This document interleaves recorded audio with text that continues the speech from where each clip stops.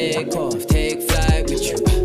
For we never fly, but we're flying. Welcome back to another episode on Take Flight Podcast. It's episode 191 with myself, Pabilo Timbo, who'll be doing a short takeaway episode today. So it's July of 2023. We're at the midway point of the year. And I thought it would be a great opportunity to use this episode to talk a little bit about the process of a mid-year review around goal setting, raising awareness around what's working well, what's not working so well, to set yourself up or your team for success in the second half of the year. Now, earlier this year, I recorded an episode, which is episode 166, where I shared the 3-step process that I've used in the past and I still use on how to set goals and set yourself up for success. So if you're listening to this episode now and you haven't listened to episode 166, I'd really recommend you to go back and listen to that one, because I really share a lot of information to really consider and think about when you're actually developing a process to set some goals. But one thing I spoke about in the episode, and I'll sort of reintroduce into this one, is around the statistics. So if you remember, only 9% of people that set goals at the start of the year actually make it through towards the end.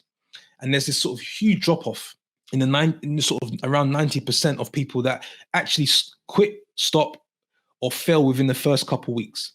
And so the whole point of the episode was actually to tackle why, that happens, and really to provide some data points and some encouragement as to how people can actually sort of make it more towards the end of the year. And the purpose of this episode is really, I think, to talk to that 90% of people and to sort of re-energize them, help them understand that we've still got 6 more months to go. So there is still a lot of time to actually revisit some of those goals that you may have left behind. And there's still a lot of time to become successful within your own right. Now, with this mid-year review, a lot of large Fortune 500 companies run a process like this. They do this because they want to ensure that their employees maintain a high performance for the remainder of the year. And it's really to sort of have that alignment on the overall direction of travel. Now, if you're part of that 9% who are in the process, you're sticking to your goals, you've been tracking really well, then excellent. Maybe there are some questions in this episode that can sort of also help you to further reflect and think. But speaking back to that 90%, what's the purpose of a mid-year review and why should you consider it now? And the whole point of this episode is really to have sort of a working session. So if you can actually get a pen and paper, that would be great, and start writing some ideas down. But the whole point of this is opportunity for you to identify what goals that you set at the start of the year have actually been achieved. And if they haven't been achieved, that's good, because then we're using this opportunity to raise the awareness as to why that hasn't been the case. You get a chance to reflect on the last 6 months and understand what's working well within yourself, what's not working so well, maybe with the people around you, your team. This, time provides you the opportunity to actually eliminate some of the goals that you've set at the start of the year, change goals so that you can maybe have a different, 6 months. A lot of times we set goals at the start of the year that may not serve us as well. So we need to think about using these opportunities to make changes. And you're really reviewing the priorities which have changed during the course of the year. So much can happen in 6 months. It's worth taking the time now to really think about, okay, what do I need to do for the second half of the year? And this is about clarifying expectations moving forward. This can really be done, as an individual, or it can be done as a team. So, feel free to sort of share this amongst people that you think can also benefit from this also. But really what I have, in addition to episode 166, is just a series of prompt questions, which I'm hoping that can sort of re-energize you and steer you back on track. I think the first one, and I mentioned earlier, is to understand, what has worked well in the last 6 months and why. And the reason why you want to break down the things that are working well. Now, this can actually be, first of all, you may not actually have said, I've actually achieved anything, but what you may have identified is that you're actually developing some really, really good habits. And those habits could actually serve you well to actually achieving your goals. So we can talk about the actual goal itself, but also the habits and the character that you're actually building. But the reason why it's important to first spell out what's working well is because those are the drivers that you are raising your awareness around in terms of what you should actually keep for the remainder of the year. So I think that's really important. First question to really ask. The second question to ask is, by this point, if you have a good understanding of what gives you energy. So whether you've been collecting data or not, you have started to notice the things that you naturally gravitate more towards, you naturally spend more time on without actually looking at the clock or your watch. And I think it's really, really important to understand, coupled with your strengths and what's working well, to try and figure out how in the next 6 months you can spend more time on the things that give you energy, and identifying the things that don't give you energy, and potentially where maybe you can outsource that to somebody else or get someone else to help you sort of in doing that. Then it's also important to spell out what's not working so well. So where are you repeating the same mistakes? Where are you developing the bad, habits? And we often sort of, everybody's listening, we're all living busy lives relative to ourselves. And we don't necessarily take enough time to reflect and write out, these are the things that are tripping me up. These are the things that I'm constantly, although I want to change that habit, I'm still doing it. It's important to keep writing it out and spelling it out, because you're here to raise the awareness. And I say, I'm a firm believer, sometimes the simple power of writing it down can actually change the course, because you're literally taking that opportunity to raise the awareness around it. Now, I'm also a big fan, right? So we've got what's working well, which gives you a good understanding, exhaust that piece of paper. What gives you energy? That's important to understand. What's not working so well? The other thing I'm also a big fan of, you get to this point of the year, and there's a big question that I've also mentioned in the past, is I'm a big fan of understanding at this point, what's the one thing that if you are to work on from July to December would really change the course of your life or change how this year has been perceived? Because I do empathize with the listeners or anyone that's listening who has perhaps had the great intention in January.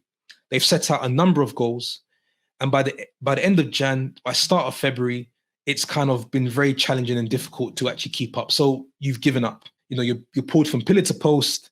Your day can be very, very busy, and you have the best intention. It's just not quite working out for you. I empathize with you, which is why I've sort of tried to make this mid-year review really, really simple to check in. But then if there's one thing I can ask you to do, is actually ask yourself about that one thing. I've got to the middle of the year. I haven't actually achieved my goals. I still want to have a successful year. There is one thing. We all have the one thing that we can do. And what I would urge you to do is, coupled with what you are good at, what's working well from a habit standpoint, what gives you energy, what's not working so well, if you can then tie in, okay, if I can just do this one thing, whether it's developing a particular relationship with somebody, whether it's a health goal, that's a big one. Whether it's potentially a deal in a business, if there's one thing that you can do by the time you get to December 31st, that would actually change the course of your year.